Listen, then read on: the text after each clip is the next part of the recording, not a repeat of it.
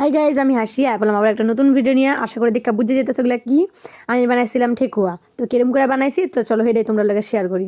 তো সবার প্রথমে আমি যেহেতু আমার পদ্ধতিতে বানাইছিলাম, আমার নিয়মে এর লেগে প্রথমে সাবু ভিজাইছি। সাবু ভিজা কটা কিশমিশ আর কটা কাঠবাদাম ভিজাই দিয়েছিলাম।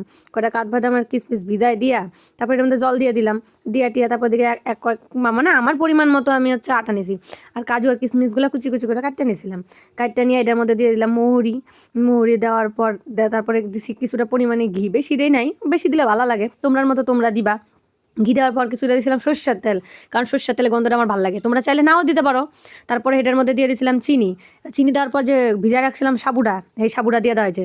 তো সাবু দেওয়ার পর আমার জিনিস যাদা দেওয়া কমপ্লিট। তারপরে মাহাই নিছি জল টল না, কিন্তু এটা দিয়াই মাহায় হালকা দিয়ে কেমন ময়ম টাইপের হয়েছে। যখন ময়ম হয়ে গেছে তখন আমি আর আমার বাবা দুইজনে মিললা বয়া পড়ছি ঠেকুয়া বানাইতে, হাত দিয়াই শ্বশুর আর বৌমা মিলার ঠেকুয়া বানাইতে বইছি। তো যাই হোক, আমরা বানানির দিক দিয়ে কমপ্লিট হয়ে গেছে। তারপরে দিয়ে কড়াই বয়াই দিছি। কড়াই গরম হয়ে যাওয়ার পর তেল ঢেলে দিছি। এই তেলের মধ্যে আবার অল্প একটু ঘিও দিয়ে দিছি, কারণ ঘি হলে স্মেল মানে সেন্ট পাওয়া যাবে, ভালোই লাগবো।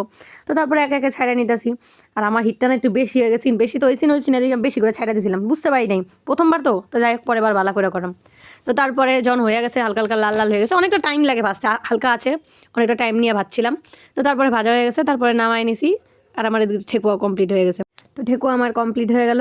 ভিডিওটা কেমন লাগলো অবশ্যই জানাবা, এমনকি তোমরা বাড়িতে ট্রাই করেও দেখবা। আর ভিডিওটা ভালো লাগলে লাইক কমেন্ট শেয়ার আর সাবস্ক্রাইব। দেখা হবে আবার পরের কোনো ব্লগে। ততক্ষণ লেগে টাটা, বাই বাই।